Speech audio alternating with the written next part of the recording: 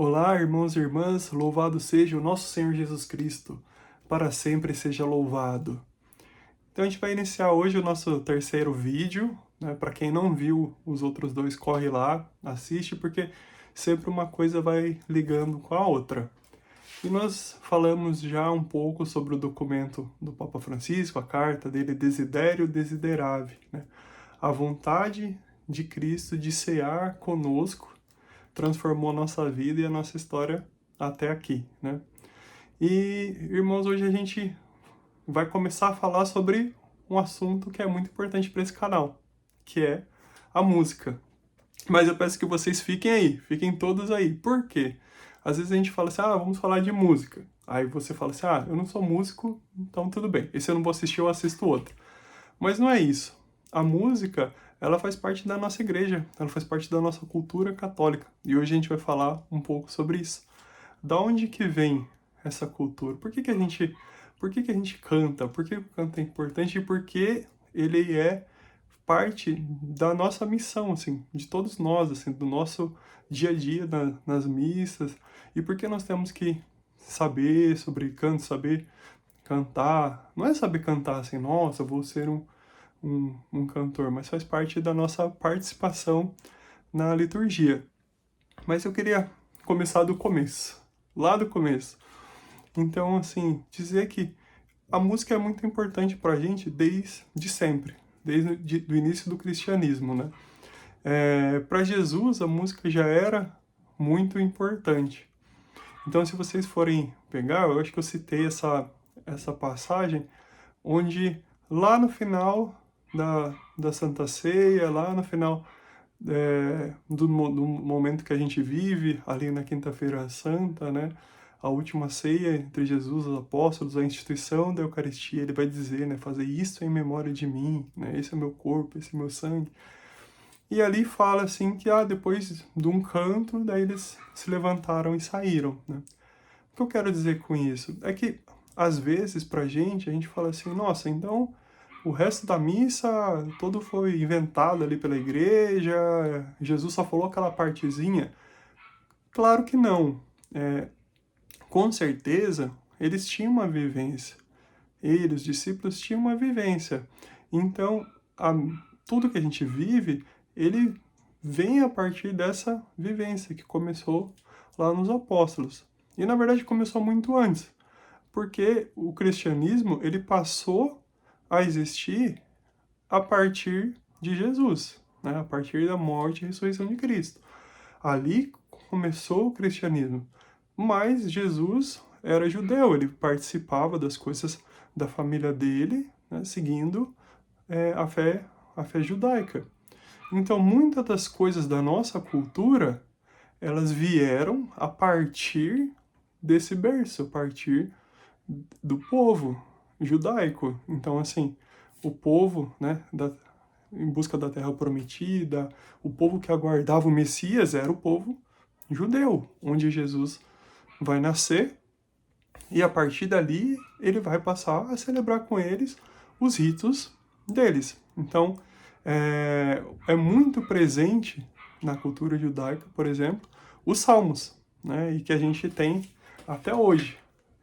Porém, a diferença é que para eles era extremamente importante. Os judeus, eles decoravam os salmos, né? O máximo possível de salmos. Né?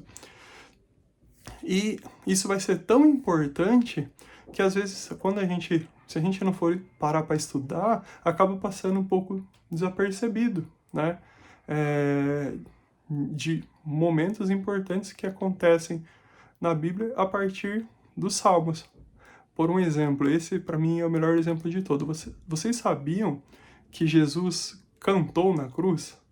Aí você fala, nossa, Bruno, mas como assim? Não faz sentido isso. Né? É claro, não dá pra gente afirmar, Jesus cantou, né?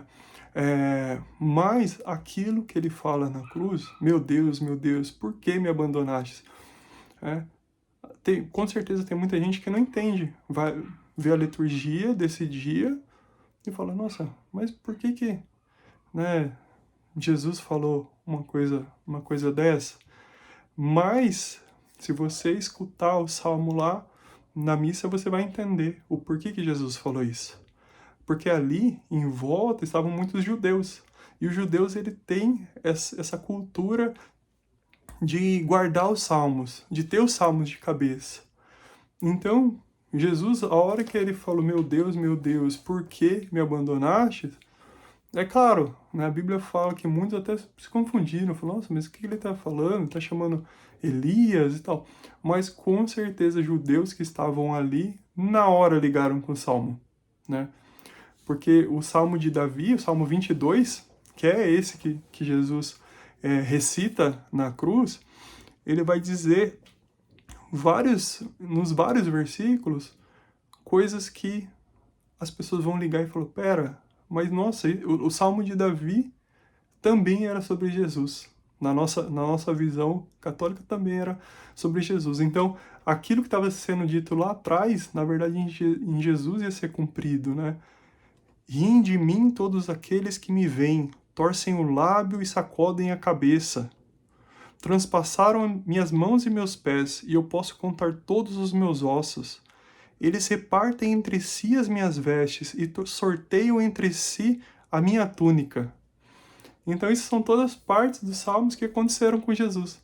Então, Jesus, ao fazer isso, ele já toca o coração daquelas pessoas e elas vão compreender que era sobre ele, né? Sobre aquilo que ele estava vivendo, né? Então, para que as pessoas realmente entendessem que tudo isso foi preparado por Deus, né? Esse caminho foi para a vinda de Jesus, tudo isso, né? Davi, todos os profetas, foi para esse momento. Então a música, ela era muito importante nessa cultura. E ela se torna muito importante para nós. Então, os apóstolos, desde o princípio, eles cantavam, né?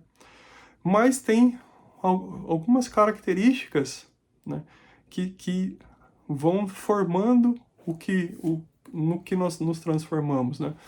Então, por um exemplo, ali, no princípio, eles tinham que fazer toda essa celebração de uma forma simples e à parte, escondida, né? Porque eles eram proibidos de fazer isso, né? Então eles não podiam chamar atenção, não podiam fazer muito barulho.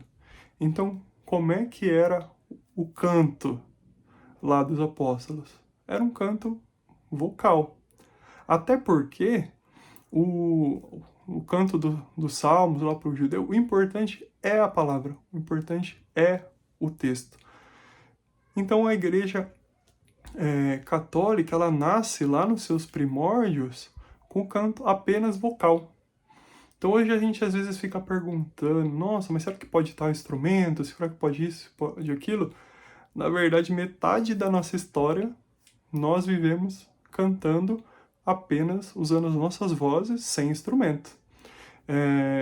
Então, isso foi mais ou menos por 1000 anos. Nós temos 2000, então é realmente metade. E uma coisa importante mas por quê? Por que foi assim? Porque a igreja queria separar aquilo que era feito no mundo, era feito pelos pagãos, e ter características próprias, né? E é isso que a igreja busca até hoje, né? Essa distinção. Então, fazer com que aquele momento da missa seja um momento diferente de tudo que a gente vive na nossa vida, né? Que ao estar na missa, que tenha cara de missa, que pareça que nós estamos na igreja, que nós estamos naquele momento. Então, a igreja levou muito tempo e várias discussões sobre colocar ou não instrumentos e tudo mais. E vários santos até que falam assim, não, nós não precisamos de instrumento, nós temos Cristo, e o importante é a palavra, né, que estamos cantando. E esse canto foi sendo aprimorado, né?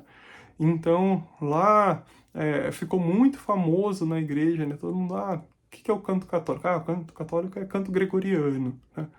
Mas gregoriano parece que é de São Gregório, né? Na verdade, é muito antes de São Gregório, lá desde Santo Ambrósio, Santo Agostinho, né? Que a igreja formulou essa forma de cantar, essa forma que ela respeita mais o texto, né? aquela melodia bem simples que é colocada junto, né, com o texto, na verdade é só para dar mais ênfase ainda ao texto, mas o principal ali de tudo é o texto. E depois que foi se introduzindo outras coisas, por exemplo, o órgão de tubos sempre foi algo relacionado às coisas celestes, assim, dá uma dimensão de paraíso, uma dimensão celestial, assim, sempre teve essa conotação. Então, tanto é que daí o imperador passa a usar isso, né, como uma forma de manifestar como uma divindade ali pro povo, né? Até que acontece a queda do império. Então não temos mais a figura do imperador. E a igreja acaba absorvendo esse instrumento por entender que tem essas características. Tem essas características de dar um ar de santidade, de solenidade, de piedade. E por isso o órgão de tubos vira o instrumento oficial da igreja. Então a igreja, naquele momento, lá atrás, ele permanece das duas formas. Então, alguns lugares continuam só com a missa ali cantada, só as vozes. Outros lugares introduzem o órgão de tubos e depois aí vai sendo desenvolvido e a gente vai falar um pouco sobre isso aí nos próximos episódios, né? Mas o que eu queria destacar aqui? Principalmente que a música é muito importante, né? Não só daquele grupo ali cantar, como de todos nós cantarmos as nossas partes. Tem partes que são de obrigação de todos cantarem, tem algumas que são menos, né? Mas é importante que nós saibamos, tenhamos consciência, né, do porquê que a música está ali. E daí eu queria comentar até sobre o nome do canal, né? Que é o canto da missa. Mas por que eu não canto na missa? Né? É porque quando a gente canta na liturgia, quando a gente canta na missa, né? Nós não estamos cantando na missa. Ou seja, se a gente estivesse cantando na missa, a gente podia escolher qualquer canto e cantar lá na missa. Não é isso. Nós estamos cantando a missa. Porque a missa tem os seus cantos, tem o seu jeito próprio de cantar. Então, por isso que a gente canta a missa e não na missa. Porque a gente canta aquilo que a igreja está nos pedindo. E nos próximos vídeos a gente vai falar um pouquinho sobre os documentos da igreja, de onde vem, né, sobre as partes da missa, sobre o que a gente deveria cantar, o que a gente não deveria cantar e quando, e tudo isso baseado nos documentos da igreja. A gente já viu um pouquinho a carta do Papa e agora a gente vai partir para outros documentos. Por quê? Porque é importante que a gente se forme, né? Que nós sejamos formados, para que a gente não esteja lá fazendo qualquer coisa. Porque tem muito músico que ele tá lá e a sensação às vezes para ele é que ele tá lá para entreter. E não é isso. Nosso objetivo não é entreter. Não é tocar a música mais legal, a música que vai atrair mais gente, a música que vai deixar as pessoas mais felizes. Não é isso. A música litúrgica, ela tem um porquê. E daí a gente vai estudar junto nos próximos. O que é uma música litúrgica? Será que toda música litúrgica é uma música sacra? Será que toda música sacra é uma música litúrgica? Né? Será que toda música que fala de Deus, fala sobre a nossa religião, sobre os santos, será que toda música religiosa é uma música sacra? Né? Então a gente vai ver tudo isso. E daí a gente entender, nossa, Bruno, poxa, eu queria tanto cantar uma música tal, assim, mas eu fui cantar e alguém falou para mim assim, não é litúrgico isso. O que é não ser litúrgico? Então a gente vai ver nos próximos vídeos. E outra coisa que é muito importante, pessoal, né, eu sempre falo que esse canal é um canal também para a gente falar da cultura católica em si, porque para que nós sejamos católicos, né, de fato, e não outras coisas, né, porque muitas vezes, por exemplo, nós somos católicos, mas às vezes em alguns pontos a gente acaba sendo um pouco protestante, né? Ou então acaba sendo supersticioso com algumas coisas, né? E no catolicismo nós não somos supersticiosos, né? Nós não temos superstição. Então, para a gente procurar entender, qual é a nossa fé, no que a gente acredita, né? E a gente vai fazer tudo isso junto, estudando juntos os documentos da igreja. Amém?